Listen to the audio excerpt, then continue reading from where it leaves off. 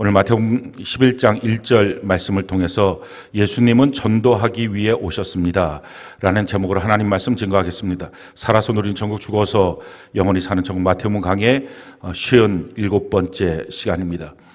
예수님께서 이 땅에 오신 목적을 오늘 11장 1절에 보니까 여러 동네에서 가르치고 전도하시기 위해서 그것을 떠나가시면서 그렇게 전도의 목적으로 움직이시는 것을 우리가 보게 됩니다. 마가복음 1장 38절 우리가 잠언 한 목소리 한번 읽어봅시다. 시작. 이르시되 우리가 다른 가까운 마을들로 가자. 거기서도 전도하리니 내가 이를 위하여 왔노라 하시고, 전도하기 위하여 이 땅에 오셨다라고 하는 것을 분명하게 예수님 말씀하십니다. 전도의 목적은 구원이고 구원의 목적은 천국에 있습니다. 우리를 천국으로 보내시기 위해서 예수님이 이 땅에 오셔서 전도하시고 자기의 몸을 십자가에 못 박여 죽게 하셔서 우리의 모든 죄를 대신 짊어지시는 속량을 하여 주시고, 그리고 나서 부활하시고 승천하시면서 우리로 하여금, 예수 믿는 우리로 하여금 예수님의 남겨진 사역들, 아직도 예수를 믿지 않고 지옥길로 가고 있는 그들을 향하여 복음을 증거하라고 우리에게 명령하셨습니다. 그 명령을 우리는 대명령이라고 합니다.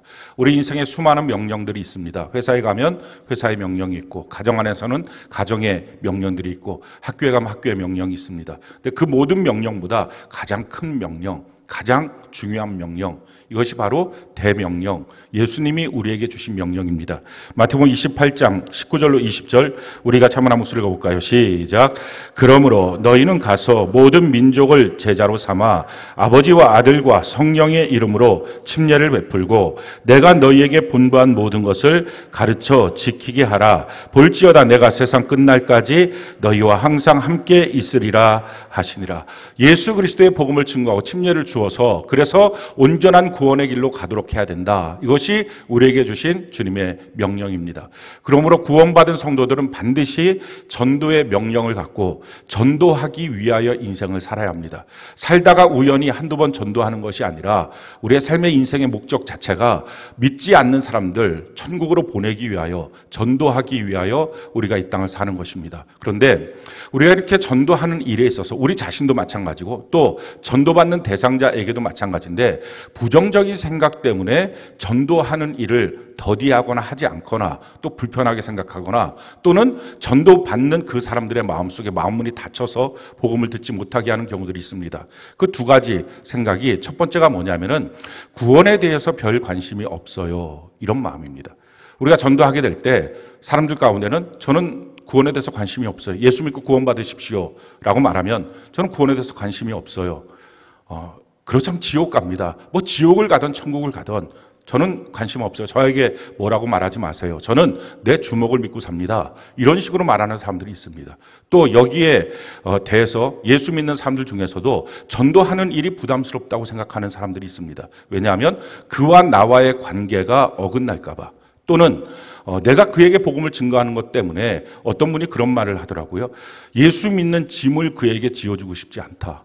그러니까 자기가 그리스도인인데 정말 예수 믿는 것을 뭐라고 생각하는지 그런 말들도 하는 것을 봤습니다. 내가 또 가서 복음을 증거하다가 괜히 그 사람이 예수 믿어서 평지풍파 일어나고 갈등을 일으킬 수도 있는데 내가 왜 그런 걸 하겠느냐 하는 식의 생각들을 갖고 있습니다. 그러니 이 모든 말은 한마디로 말하면 인생에 여러 가지 중요한 일들이 많은데 그중에 구원이라고 하는 것은 아주 하순이라는 것입니다. 내게 있어서 중요한, 그렇게 꼭 지금 해야 될 일이 아니라 뭐 하면 좋고 안 하면 말고 이 정도이기 때문에 전도하는 일이 우리에게 1순위가 되지 못한다라는 생각들입니다. 그런데요, 만약에 여러분들 구원에 대한 관심이 없다면 반드시 최고의 관심으로 구원에 대해서 관심을 가지셔야 합니다. 이유는 우리의 모든 삶의 영역에서 우리는 구원이 필요한 사람입니다. 제가 글을 보니까 어떤 분이 기러기 아빠로, 가족들은 미국으로 들어가 있고 혼자서 이제 여기서 일하면서 돈을 보내고 미국에서 자녀들이 학업에 있는 일들인데, 그 미국에 있는 자녀들이 뭐 엉망진창이 된 거예요. 그래갖고 이 자녀들을 어떻게 할까? 다시 오라 그럴까? 아니면 내가 들어갈까? 들어가면 뭐 먹고 사나? 이 갈등이 너무 심해졌다는 것입니다. 그렇게 너무 심해져서 친구한테 말을 한 거야. 하소연을 한 거죠. 이런 갈등들이 지금 있는데 내가 어떻게 해결할 길이 없다. 근데 그 친구가 예수 믿는 사람이었어요. 예수 정말 믿는 사람들은 인생에 답이 다 있어요. 만약에 인생에 답이 없다면 그 사람은 예수님 아직 안 믿는 사람이고 못 만난 사람이에요. 우리 인생에 수많은 문제가 있어도요, 해결하지 못할 문제는 단 하나도 없어요. 왜냐하면 그 문제가 왜 생겼는지를 알고요, 어떻게 하면 그 문제가 해결될 수 있는지도 알기 때문에 그래요. 성경은 왜 문제가 우리 인생에 생기는가 이렇게 말씀합니다. 시편 107편 10절로 12절 우리가 한번 한 목소리 읽어볼까요? 시작.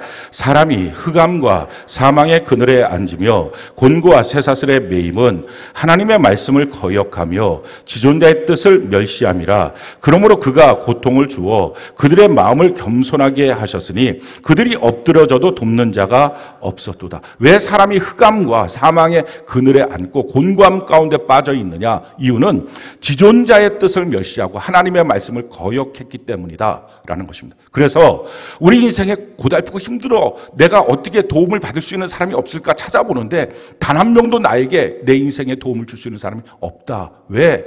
말씀을 거역하고 지존자의 뜻을 거역했기 때문이다 하는 것입니다. 인생의 모든 문제는 말씀에 떠났기 때문에 생기는 것입니다. 그래서 해결 방법이 뭡니까?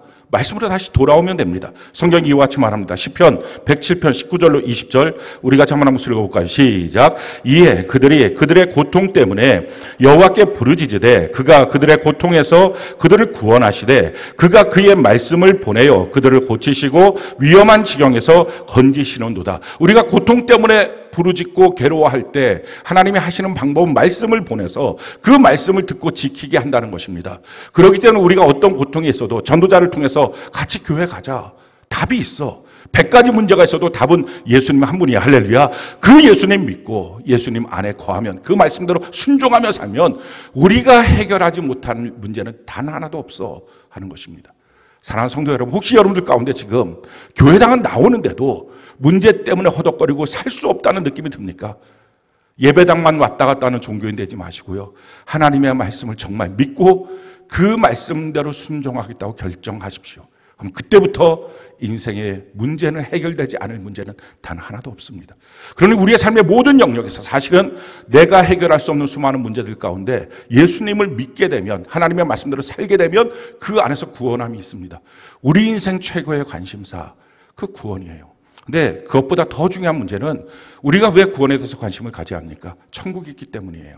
인생은 3생입니다. 어머니 뱃속에서 일생 사지백체 이목구비 만드는 10달 동안의 삶을 살았습니다. 그리고 태어나서 지금의 우리의 삶을 삽니다. 사람들은 죽으면 끝이다 이런 식으로 말합니다. 끝이 아니에요. 죽음은 새로운 세계로 들어가는 관문이에요.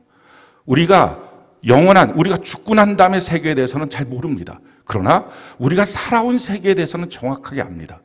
어머니 뱃속에서 우리가 태어날 때 관점을 어머니 뱃속의 관점으로 한번 보면 내가 살았던 삶의 터전이었던 자궁을 박차고 나오는 것입니다. 생명줄이었던 탯줄과 끊어지는 것입니다. 쉽게 말하면 어머니 뱃속의 관점에서 보면 그것은 죽은 것입니다. 그래서 죽음이라고 끝이 아니라 그날이 사실은 진짜 태어나는 날, 너가 정말 사는 날, 그래서 생일, 살아있는 날의 첫날이야. 생일이라고 붙여주는 것입니다. 그리고 지금 사는 것입니다. 그러니까 우리의 삶에도 마찬가지예요. 우리가 죽게 되면 죽음은 끝이 아니라 성경은 말하죠. 히브리서 9장 27절에 한 번 죽는 것은 정해진 것이나 그 다음엔 심판이 있으리라. 죽음은 끝이 아니라 그 다음 세계로 들어가는 관문이 된다 하는 거예요. 영원한 세계, 영원한 천국과 영원한 지옥이 있고요. 더 놀라운 사실은 천국에 대해서 묘사할 때 성경은 천국에 대한 묘사 때마다 이렇게 말합니다. 그것은 사망이 없다, 죽음이 없다. 그러니 그게 끝이라는 것입니다. 완전한 세계. 그 세계 다음에 또 다른 어떤 세계가 존재하지 않고 그게 영원한 세계라는 것입니다. 어떤 분들은 천국과 지옥에 대해서 잘 안 믿어진다고 하시는 분들이 있습니다. 사실은 신앙생활 제대로 못하는 이유, 천국과 지옥이 안 믿어지기 때문에 못하는 것입니다. 그런데 천국과 지옥은 안 믿어질 수가 없는 거예요. 하나님이 믿을 수밖에 없도록 다 만들어놨어요. 사람이 어머니 뱃속에서 태어났습니다. 태어나고 난 다음에 모든 사람이 똑같은 삶을 삽니까? 아니에요. 정말 어떻게 보면 어떤 사람은 지옥 같은 인생을 삽니다. 어떤 사람은 천국 같은 삶을 삽니다. 전 세계로 놓고 보면 더 명확해집니다. 어떤 사람은 그 아이가 그냥 온몸에 파리떼가 달라붙어 있고 먹을 물도 없고 먹는 물은 다 썩은 물이고 정말 어떻게 태어나서 저렇게 살까? 왜 저렇게 지옥 같은 인생일까? 또 어떤 사람은 천국 같은 인생을 삽니다. 이 말을 듣고 어떤 분들도 이렇게 말할 것입니다. 그러니까 하나님이 안 계신 거잖아요. 하나님이 정말 계신다면 그분이 능력 있고 그분이 선하신 분이라면 어떻게 태어났는데 그런 일들이 벌어질 수 있어요? 다 잘 살도록 만들어 주셔야죠. 그런데요, 지금 만약에 이 삶이 다라면, 이게 끝이라면 말 그대로 하나님은 공평하지도 않고 선하시지도 않으신 분이고 능력도 없으신 분입니다. 누구는 고통에, 누구는 기쁨에 어떻게 이렇게 살게 할 수 있느냐, 무슨 죄 때문에, 무슨 복 때문에, 그 질문을 던질 수 있습니다. 근데 지금 우리가 살고 있는 이 삶이 시험 보는 장소고 테스트하는 장소고 진짜 내가 살아야 될 곳이 영원한 천국, 영원한 지옥의 삶이라면 지금 이 삶에 대해서 이와 같은 일들은 불공평한 일이 아니라 우리 보고 명확하게 천국을 선택하도록 주신 것입니다. 우리 안에 기쁨이 있어요. 그 기쁨은 천국이 어떤 곳인지를 느낄 수 있는 100만 분의 1 정도 되는 느낌을 주신 거예요. 우리 안에 슬픔과 고통이 있어요. 애달픔이 있어요. 이것은 지옥이 어떤 곳인지를 알게 만드는 100만 분의 1 정도에 되는 고통이에요. 그러니까 지옥이 어떤 곳입니까? 내가 느끼는 가장 극심한 고통의 100만 배나 큰 것을 영원히 느끼는 곳. 그게 지옥이에요. 천국은 어떤 곳입니까? 내가 느낄 수 있는 최고의 기쁨과 행복을 그것보다 100만 배나 더 큰 것을 영원히 느낄 수 있는 곳. 그게 천국이에요. 어머니 뱃속에서 일생을 살고 이생에 나오는 우리가 천국 같은 삶, 지옥 같은 삶, 우리는 선택할 수 없었어요. 우리 부모도 선택할 수 없었고 나라도 선택할 수 없었고 시기도 선택할 수 없었어요. 그냥 나와버린 거예요. 그런데 1생과 2생과 3생의 차이점이 뭔지 아십니까? 우리는 우리가 죽고 난 다음에 세계를 이제는 선택할 수 있어요. 어머니 뱃속에서는 몸만 만들어졌지 마음과 생각을 만들어 놓지 못했기 때문에 선택이 안 돼요. 근데 지금 우리는 만들어진 몸을 갖고 내 마음과 생각을 갖고 선택할 수 있어요. 지옥과 천국을. 그래서 선택할 수 있기 때문에 우리의 삶을 통해서 지금 보여주는 거예요. 지옥 같은 인생이 정말 있구나. 태어나면 똑같은 게 아니구나. 나도 마찬가지로 죽고 나서 그 다음 세계가 있을 때 똑같은 게 아니구나. 영원한 천국과 영원한 지옥으로 확실히 갈라지는구나. 요한복음 9장에 보면 날 때부터 소경이었던 사람이 있어요. 제자들이 물어봅니다. 이 사람 누구 죄 때문에 소경됐습니까? 부모의 죄입니까? 본인의 죄입니까? 부모의 죄라면 왜 부모가 죄진 것을 이 자녀가 날 때부터 소경이라고 하는 저주 가운데 살아야 됩니까? 또 마찬가지로 이 자녀의 죄라면, 지금 소경인 이 사람의 죄라면 이 사람은 태어나지도 않았는데 무슨 죄가 많아서 태어날 때부터 소경입니까? 사람들의 관심은 그렇습니다. 고통받는 세상을 바라보면서 누구 죄입니까? 잘 사는 사람을 보면서 누구 복입니까? 근데 예수님이 하신 말씀이 있어요. 그 모습, 그 질문을 보면서 예수님이 이렇게 말씀하십니다. 아니, 그건 누구의 복도 누구의 저주도 아니고 하나님이 하시는 일이 있어가 답이에요. 지금 우리에게 나타난 이 생의 모든 현상은 하나님이 내게 주신 시험지입니다. 하나님이 하시는 일이 있어요. 기껏 해봤자 100년 되는 이 삶을 통해서 우리 영원한 세계를 선택할 수 있어요. 하나님은 누구도 지옥 가는 걸 원하지 않습니다. 그런데 누가 지옥 가요? 평생 마귀에게 끌려서 마귀의 종로를 타다가 마귀가 가는 지옥에 가는 것입니다. 마귀가 어떻게 살게 할까요? 에베소서 2장 1절부터 3절까지를 보면 그때 너희가 허물가지로 죽었던 때다. 그 죽었던 때는 이 세상 풍조를 따르고 불순종의 악한 영들에게 사로잡혀서 마음과 육체가 원하는 대로 살았던 삶이다 라는 것입니다. 그러니까 다른 말로 말하면 마귀는 온통 모든 관심이 세상에만 있게 합니다. 세상 풍조를 따르고 그리고 내 마음과 내 육체가 원하는 욕심으로 살게 만듭니다. 결국 그 일을 통해서 마귀에게 끌려서 지옥 가는 것입니다. 우리가 누구든지 천국과 지옥을 선택해요. 지옥을 선택한 사람이 누구예요? 세상을 선택한 사람이에요. 누가 천국 가요? 천국을 선택한 사람만 천국 가요. 세상 사느라고 나는 예수님도 세상 사느라고 나는 하나님의 말씀대로 사는 거 별로 관심 없어요. 지금 당장 먹고 사는 게 중요해요. 라고 생각하는 것은 그 삶도 고통이겠지만 죽어서도 지옥입니다. 마귀의 전략이 그거예요.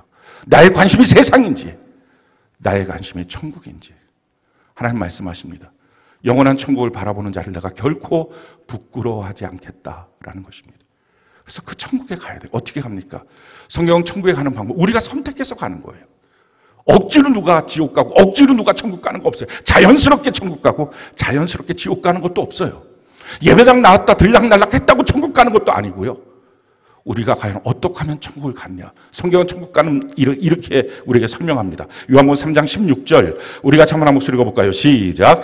하나님이 세상을 이처럼 사랑하사 독생자를 주셨으니 이는 그를 믿는 자마다 멸망하지 않고 영생을 얻게 하려 하심이라. 예수 그리스도를 믿음으로 영생을 얻는 것입니다. 그게 태어난 것입니다. 태어났으면 자라나고 장성해야 됩니다. 그래서 빌립보서 2장 12절 우리가 한번 목소리 읽어볼까요? 시작. 그러므로 나의 사랑하는 자들아 너희가 나 있을 때뿐 아니라 더욱 지금 나 없을 때에도 항상 복종하여 두렵고 떨림으로 너희 구원을 이루라. 날마다 구원의 삶, 하나님의 말씀을 따라가는 삶, 예수 그리스도를 닮아가는 삶을 살아가야 합니다. 그리고 장성한 분량에 완성돼야 됩니다. 마태복음 24장 13절 우리가 한번 목소리 볼까요? 시작. 그러나 끝까지 견디는 자는 구원을 얻으리라. 그래요. 끝까지 주님 앞에 서는 그날까지 잘 견디는 것입니다. 어떻게? 주님의 몸된 교회 안에서, 하나님의 가정 안에서 양육받고 자라나는 일들을 지속적으로 함을 통해서 날마다 천국을 선택하는 것입니다. 세상에 가장 불행한 사람, 구원에 대한 관심이 없다는 사람들이 다 날마다 지옥을 선택하는 것입니다. 우리가 그래서 이 땅에 살면서 명확한 천국을 보고 명확한 지옥을 바라보면서 분명하게 주의 복음을 증거하는 것입니다. 어떤 분들은 천국과 지옥이 그래 있다고 합시다.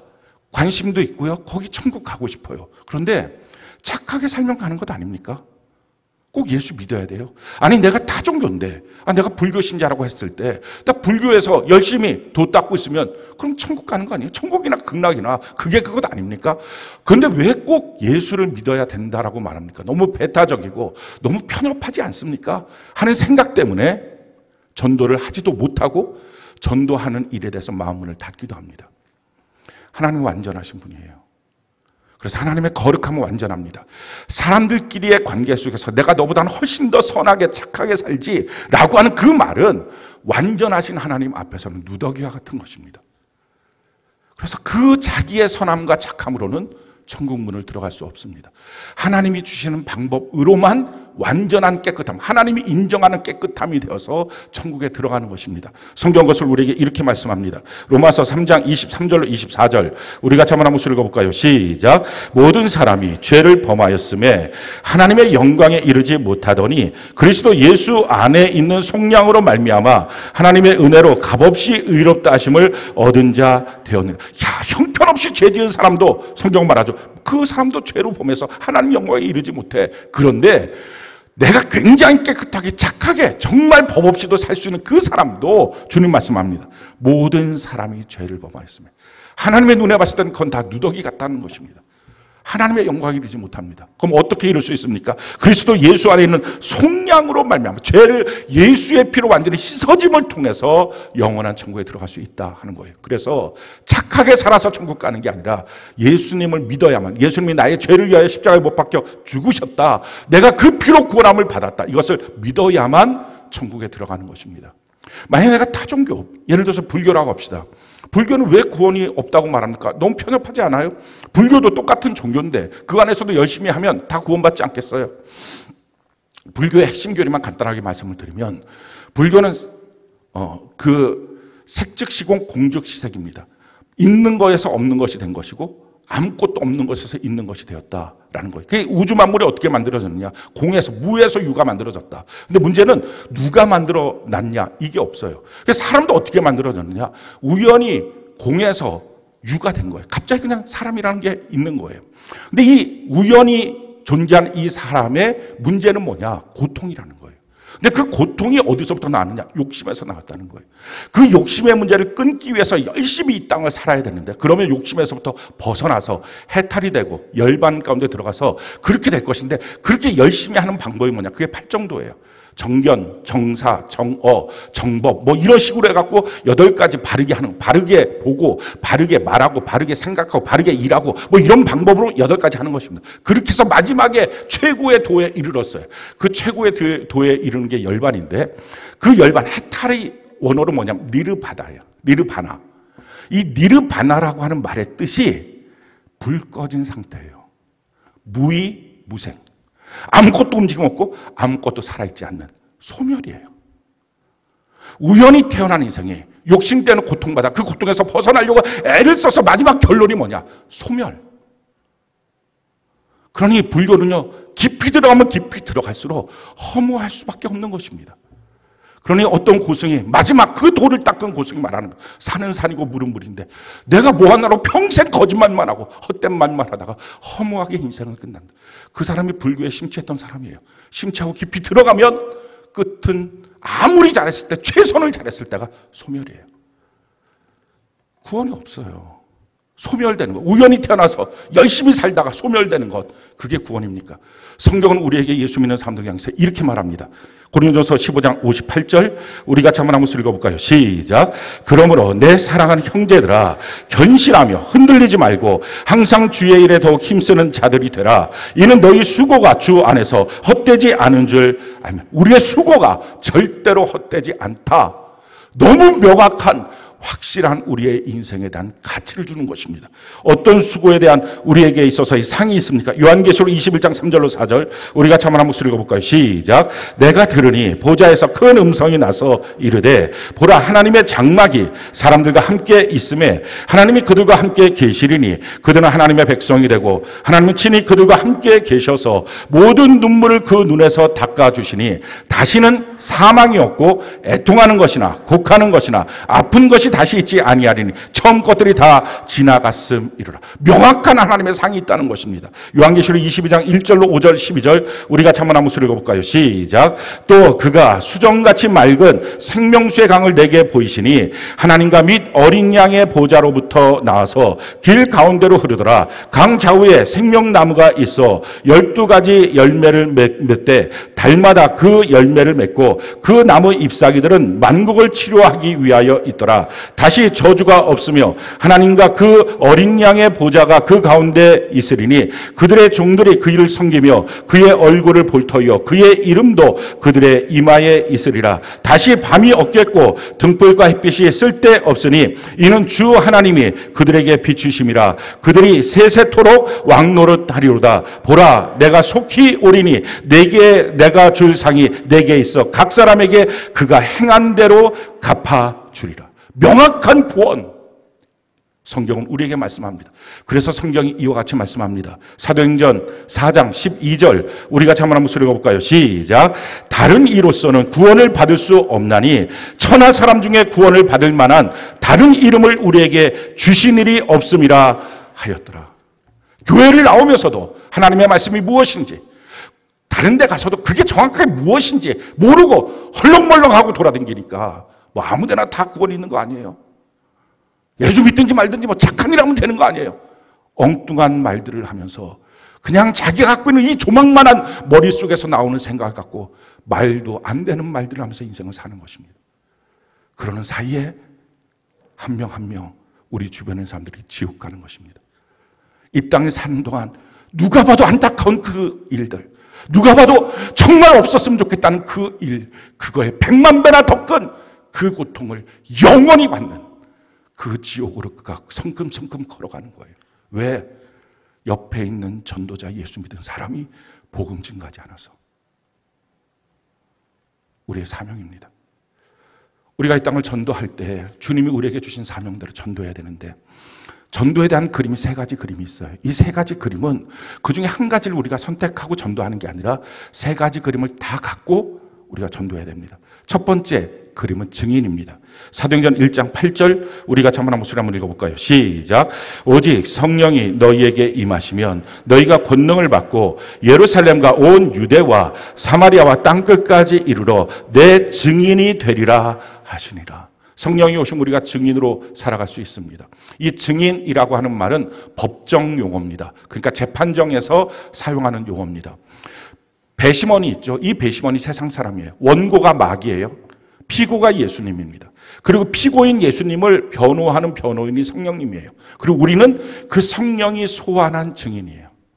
우리 주변에 어떤 때 사람들이 막 교회가 뭐 어쩌고 저쩌고, 뭐 목사님들이 어쩌고 저쩌고, 뭐 예수님이 어쩌고 저쩌고 그냥 소리 질러대고 자기가 해도 될 말 안 해도 될 말 막 있는 거 다 말하고 있을 때 그때 성령께서 우리를 소환해서 그 옆에 증인으로 세우는 것입니다. 너에게 있어서 예수는 어떤 분이야? 그때 성경이 우리에게 이렇게 말씀합니다. 마태복음 10장 32절로 33절 우리가 한번 읽어볼까요? 시작. 누구든지 사람 앞에서 나를 시인하면 나도 하늘에 계신 내 아버지 앞에서 그를 시인할 것이요 누구든지 사람 앞에서 나를 부인하면 나도 하늘에 계신 내 아버지 앞에서 그를 부인하리라. 그때 그 순간에 그 사람들과의 관계 때문에 혹시 너가 왕따 될까 봐 조용히 침묵한다면 하나님 나라의 그 천국의 문 앞에 왔을 때 나도 너를 향하여 침묵할 거야. 내가 너 몰라. 지옥 가는 거예요. 여러분들 생애 가운데 어느 날 성령께서 나를 증인으로 소환했는데 그래서 막 주변이 막 와그라그라고 그게 남편이고 그게 아내고 그게 부모고 그게 자녀고 또 어느 때는 그것이 우리의 회사 동료이기도 하고 이런 일들이 있을 때 만약에 너가 그들과의 관계가 껄끄러울까 봐 침묵하면 너는 예수 믿었다고 말하나 지옥 가는 인생이야. 내가 너를 부인할 거야. 그래서 이 증인의 삶이라는 것은 매우 중요합니다. 생명이 왔다 갔다 하는 것입니다. 그러기에 우리가 이 땅을 살아갈 때 우리 주변에서 무엇인가 와그라그라는 그 시간이 우리 너무 귀한 시간이에요. 우리가 숨어 있어야 될 시간이에요. 너무 복된 시간이에요. 주님, 내가 여기서 주님을 시인합니다. 주님이 나를 인정하여 주옵소서. 이 놀라운 축복의 시간이에요. 이게 첫 번째 전도의 모델입니다. 나를 왜 그 자리에 소환했을까? 왜 내가 갔을 때 그런 일들이 생겼을까? 거기서 증인되어서 전도하라는 것입니다. 두 번째, 성경이 우리에게 보여주는 우리의 전도하는 모델은요, 우리의 삶을 통해서 빛처럼 소금처럼 전도하는 것입니다. 성경이 우리에게 이렇게 말합니다. 베드로전서 3장 15절 우리 같이 한번 읽어볼까요? 시작. 너희 마음에 그리스도를 주로 삼아 거룩하게 하고 너희 속에 있는 소망에 관한 이유를 묻는 자에게는 대답할 것을 항상 준비하되 온유와 두려움으로 하고. 자, 여기서 지금 나오고 있는 말씀이 뭡니까? 너희 가운데 누구든지 너희의 소망에 대해서 물어보는 때가 있거든. 너희가 왜 이런 소망을 갖고 내가 이렇게 살고 있는지를 잘 말해야 된다. 이것이 전도다라고 가르쳐주는 거예요. 여기서 중요한 전도에 대한 핵심 단어가 있죠. 귀와 입이에요. 들을 귀와 할 수 있는, 말할 수 있는 입입니다. 들을 귀가 준비되어 있지 않은데 막 말하는 거, 그건 소음이고 잔소리예요. 우리 자녀가 준비가 안 되는데 막 공부하라고 윽박지르고. 그러니까 부모가 자기 자녀보다 다 아니까. 그래서 그 자녀가 아직 생각도 안 했는데 먼저 이거. 그렇게 막 자기 자녀를 위해서 대단한 열심을 갖고 돈을 투자하면서 이것도 가르치고 저것도 가르치고. 자녀는 준비도 안 됐는데 할 마음도 없는데 그건 다 헛된 양육입니다. 하고 싶은 마음이 있어야 되죠. 전도도 마찬가지예요. 도대체 너는 왜 그렇게 살아? 듣고 싶은 마음이 있을 때 그때가 하나님의 복음을 증거할 수 있는 절호의 찬스입니다. 그러고서 무엇이 필요하죠? 이웃의 필요에 대해서 민감해야 됩니다. 내 이웃이 무엇이 필요한지. 그래서 그것을 내가 할 수 있는 만큼 섬겨주고 도와주는 것. 이게 사랑이에요. 또 한 가지, 항상 기뻐하고 범사에 감사하는 것입니다. 삶이 전혀 다른 거예요. 이기주의자, 자기만을 위하는 사람, 그래서 근본적으로 그리스도인이 아닙니다. 될 수도 없습니다. 그건 전도의 벽이고 십자가의 원수일 뿐입니다. 교회는 다닌다고 하면서, 직분은 있다고 하면서 자기 먼저 내 것부터, 그것 때문에, 그 사람 때문에 교회 못 다니겠다 하는 일들이 비일비재합니다. 정말 제대로 예수 믿고 예수 안에 변화되는 성품으로 사는 것입니다. 그렇게 살아서 우리 주변이 우리를 보면서 넌 어떻게 그렇게 살아? 넌 어떻게, 너부터가 아니고 왜 다른 사람부터야? 왜 나부터야? 내가 너에게 무슨 존재라고? 너의 소망이 뭐야? 너의 일하는, 너의 삶의 목적이 뭐야? 라고 말할 때 나에게는 천국이 있어. 예수 그리스도를 소개하는 것입니다. 이것이 두 번째 모델이에요. 전도의 모델. 세 번째 전도에 대한 모델은 파수꾼입니다.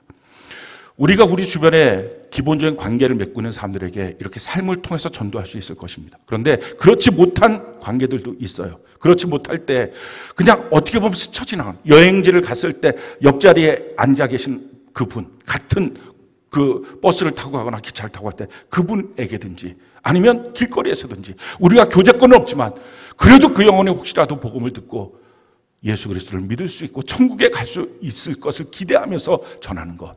그게 바로 세 번째 모델인 파수꾼의 모델입니다. 성경은 우리에게 이렇게 말합니다. 에스겔 33장 7절 우리가 한번 한번 읽어볼까요? 시작.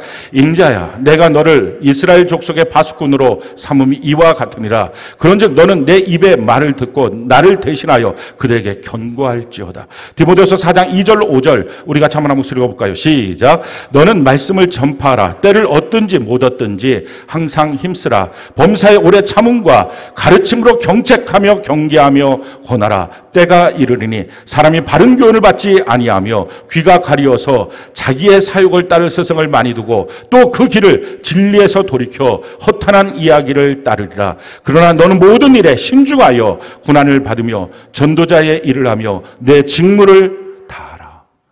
우리가 때를 얻든지 못 얻든지 힘써 복음을 증거하는 것입니다. 직투 전도, 거리 찬양 전도, 이런 것들이 바로 이와 같은 파수꾼의 역할입니다. 이 세 가지가 우리의 삶에 다 있어서 증인으로 소환됐을 때 정확하게 예수님이 어떤 분인지 우리가 시인하고 고백하고 선포하고, 또 우리의 삶을 통해서 빛처럼 소금처럼 항상 기뻐하고 감사하는 삶을 통해서 그렇게 궁금증을 주고 전도하는 일들, 관계가 없을 때라도 복음을 증거하는 파수꾼의 역할을 감당하는 것입니다. 사랑하는 성도 여러분, 여러분들은 하나님이 부르신 거예요. 그리고 하나님이 여러분들을 세워주고 계십니다. 말씀으로, 믿음 안에서 감사를, 어느 때는 책망과 징계로 여러분들을 다듬고 계십니다. 그리고 하나님이 여러분들을 보내시는 거예요. 여러분들은 하나님과 연결되어 있고요. 누군가 여러분들을 영접하면 그에게 하나님의 구원이 있고 하나님의 축복이 있고 하나님 안에서의 성숙이 있습니다. 그러니 사랑하는 성도 여러분, 여러분들이 어디를 가든지 누구 앞에서든지 함부로 여김을 받지 마십시오. 거절하십시오. 난 그렇게 함부로 여김을 받을 존재가 아니야. 너가 나한테 함부로 대할 수 없어. 또 어디에 가든지 조롱과 멸시를 거절하십시오. 난 하나님의 자녀야. 오직 한 가지, 복음만을 위해서 종노릇하십시오. 우리는 하나님의 대사이고요. 우리를 통해서 하나님의 역사가 나타날 것입니다. 이번 한 주간 여러분들 가운데 증인으로, 또 어느 때는 파수꾼으로, 어느 때는 삶의 모습을 통해서 복음이 증거될 때 여러분들 주변에 있는 사람 중에 단 한 명도 지옥 가는 사람 없도록 복음이 왕성히 증거되는 우리 모두가 되기를 예수님 이름으로 축원합니다.